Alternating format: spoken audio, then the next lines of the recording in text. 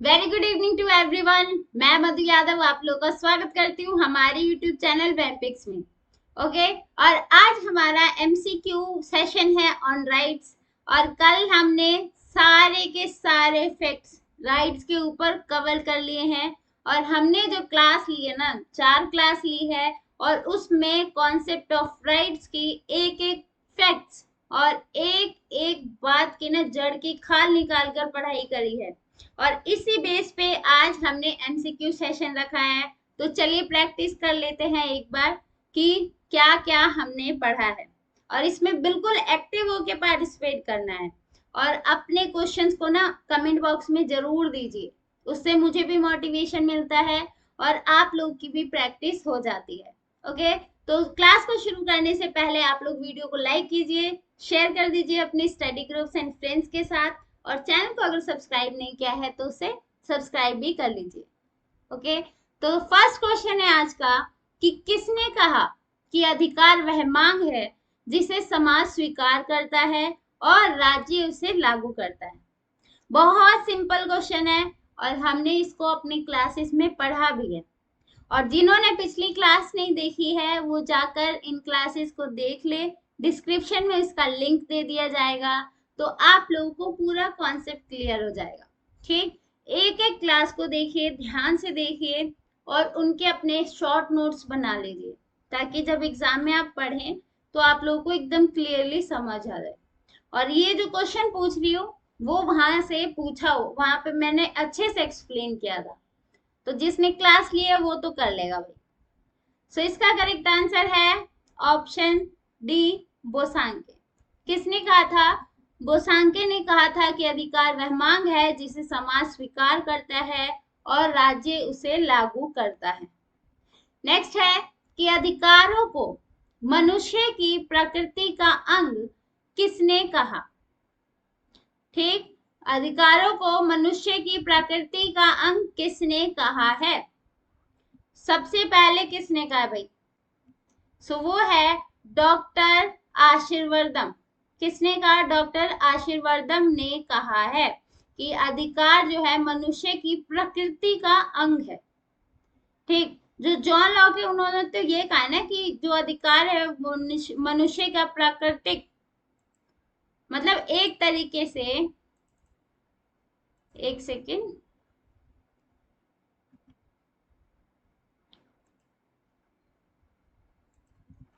जो John Locke हैं वो कहते हैं कि मनुष्य के प्राकृतिक अधिकार होते हैं। ठीक, वो 3 तरह के अधिकारों की बात करते हैं और 3 प्राकृतिक अधिकार हैं।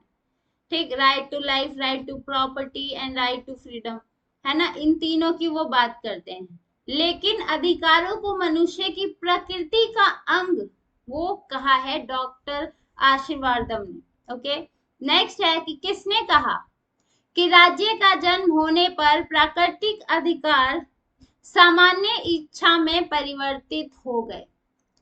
तो बहुत सिंपल क्वेश्चन है, बताइए जहां पे सामान्य इच्छा की बात आती वहां किसका नाम आ जाता है?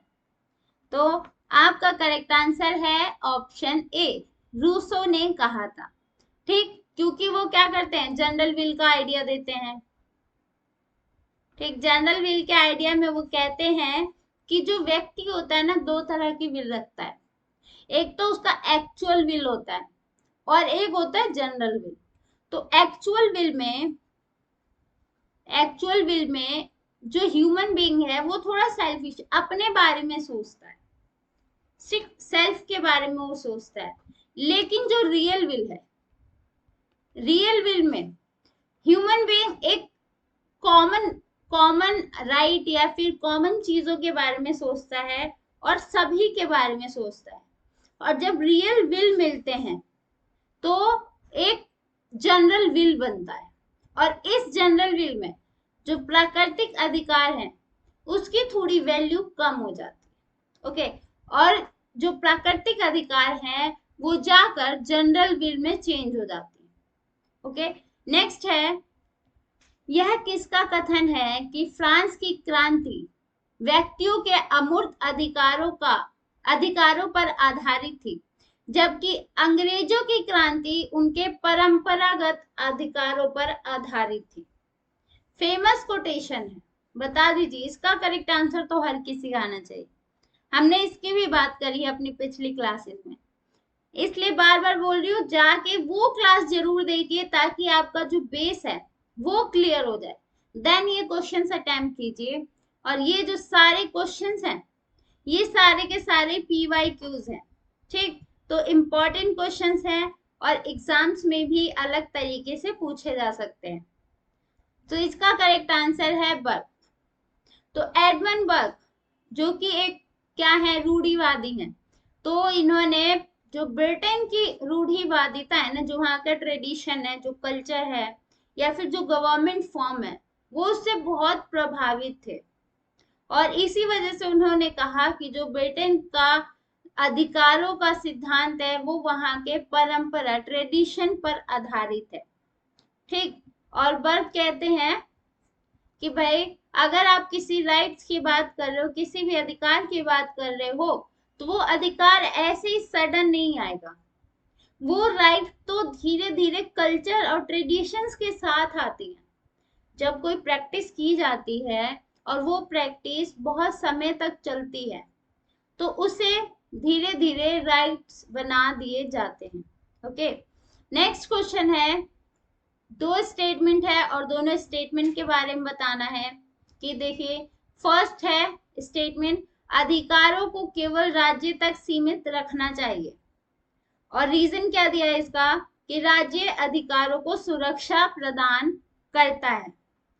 तो कौन सा स्टेटमेंट सही है और कौन सा गलत है, या दोनों सही हैं और दोनों ही एक दूसरे को अच्छे से एक्सप्लेन कर रहे हैं।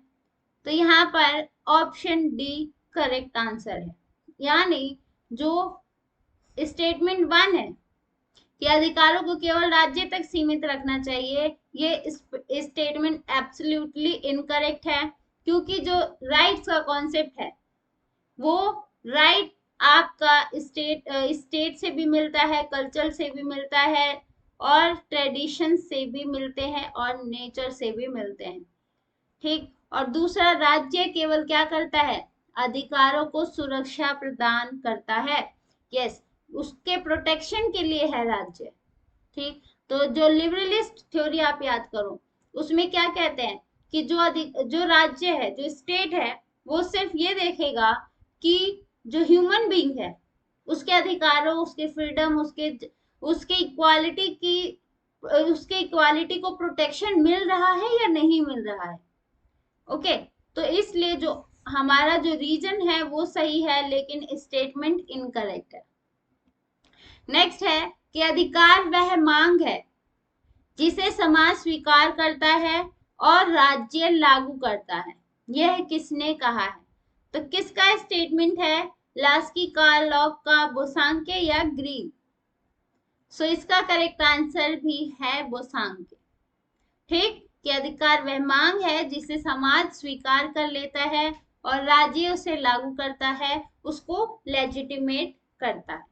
नेक्स्ट क्वेश्चन है कि किस सिद्धांत के अंतर्गत यह माना गया कि अधिकार किसी समाज की प्रथाओं और परंपराओं का परिष्कृत रूप है?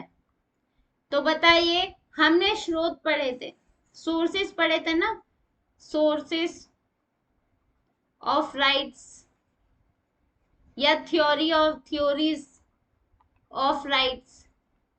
तो ये सारे थ्योरीज हमने पढ़ी हैं। तो जिसने भी क्लास देखी हो ये हमारी, वो जरूर इस क्वेश्चन को अटेम्प्ट कर पाएगा। तो इसलिए जरूर उन क्लासेस को देखिए। रोज इवनिंग में 9 बजे आपकी पॉलिटिकल साइंस की क्लास होती है और मैं इस सीरीज में बिल्कुल सिलेबस वाइज चल रही हूँ, इसलिए कुछ भी नहीं छूटेगा, बस आप क्लास को देखिए।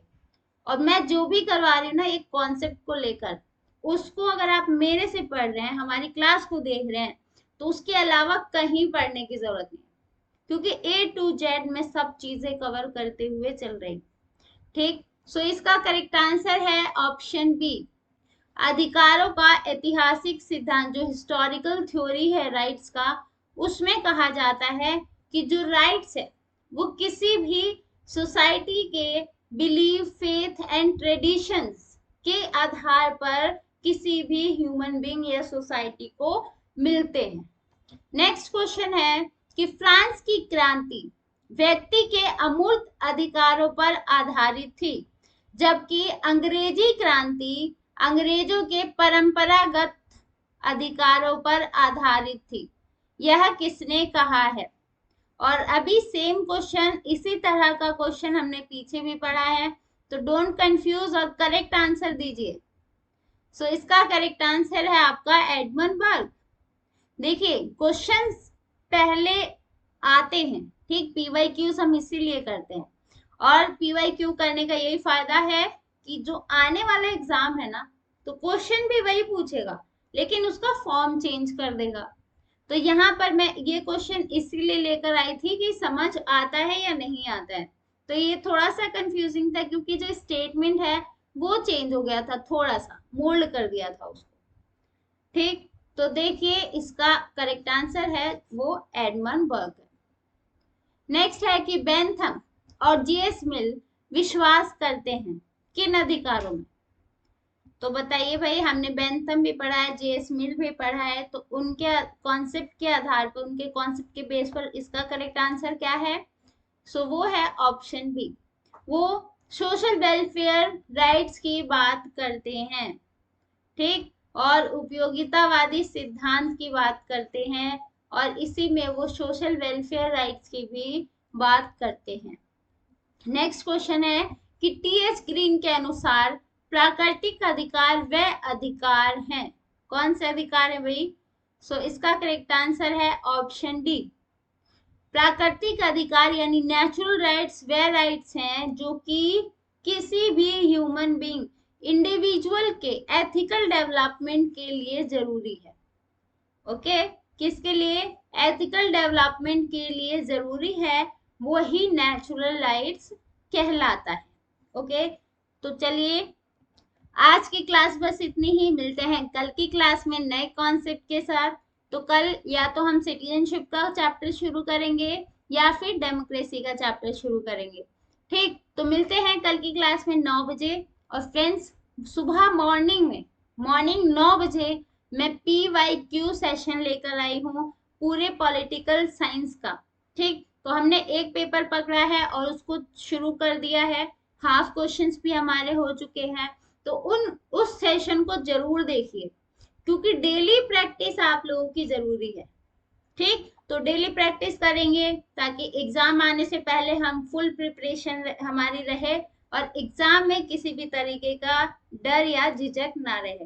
ओके, तो मिलते हैं कल की क्लास में। Thank you and bye.